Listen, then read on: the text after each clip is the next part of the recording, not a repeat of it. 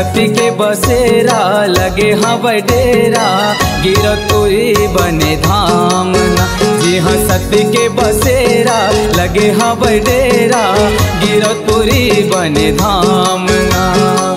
गिरतपुरी बने धाम बाबा गिरतपुरी बने धाम ना। गिरतपुरी बने धाम हो गुरु गिरतपुरी बने धाम ना। जी हाँ सती के बसेरा लगे हवै डेरा गिरतपुरी बने धाम ना। जी हाँ सती के बसेरा लगे हवै डेरा गिरतपुरी बने धाम ना।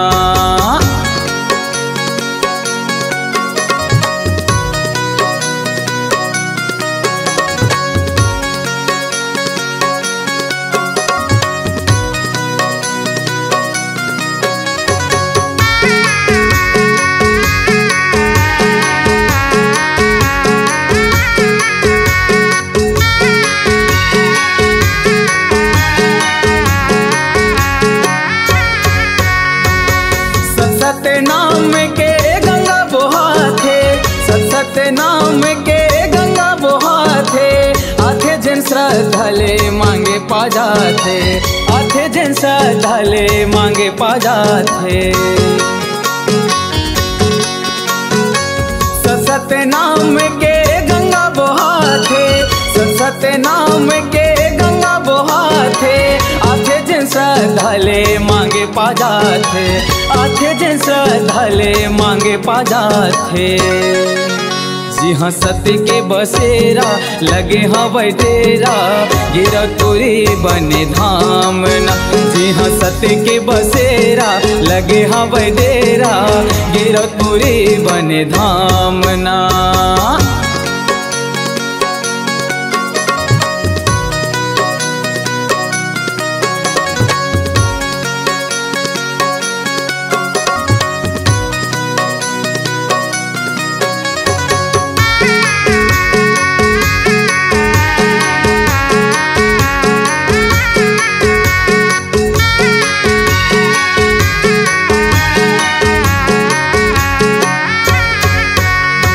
घासीदास गुरु बाबा असला पुराए है। घासीदास गुरु बाबा असला पुराए है। जिन्हा के दुख तर जिंदगी तर जाते ना। जिन्हा के दुख तर जिंदगी तर जाते ना। घासीदास गुरु बाबा असला पुराए। घासीदास गुरु बाबा असला पुराते ना। जिन्हा के दुख तर जिंदगी तर जाते ना। जिन्हा के दुख तर जिंदगी तर जाते ना। जी हाँ सती के बसेरा लगे हवै डेरा गिरतपुरी बने धाम ना। जी हाँ सती के बसेरा लगे हवै डेरा गिरतपुरी बने धाम ना।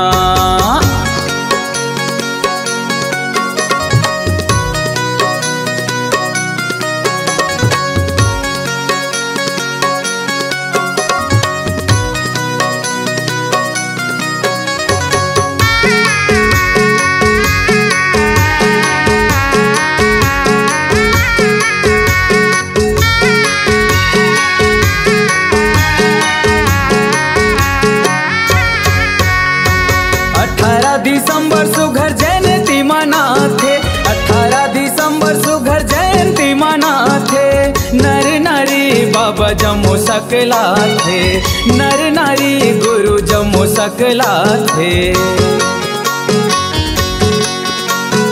18 दिसंबर सुघर जयंती मनाथे। 18 दिसंबर सुघर जयंती मनाथे। नर नारी गुरु अंगना माथे। नर नारी बाबा जमो सकला थे। ये दे सती के घेरा लगे हवै डेरा गिरतपुरी बने धाम ना। ये दे सती के बसेरा लगे हवै डेरा गिरतपुरी बने धाम हो। गिरतपुरी बने धाम बाबा गिरतपुरी बने धाम हो। गिरतपुरी बने धाम हो गुरु गिरतपुरी बने धाम ना। जी जहाँ सत्य के डेरा लगे है बसेरा, गिरतुरी बने धाम हो। जहाँ सत्य के बसेरा लगे हाँ डेरा, गिरतुरी बने धाम हो।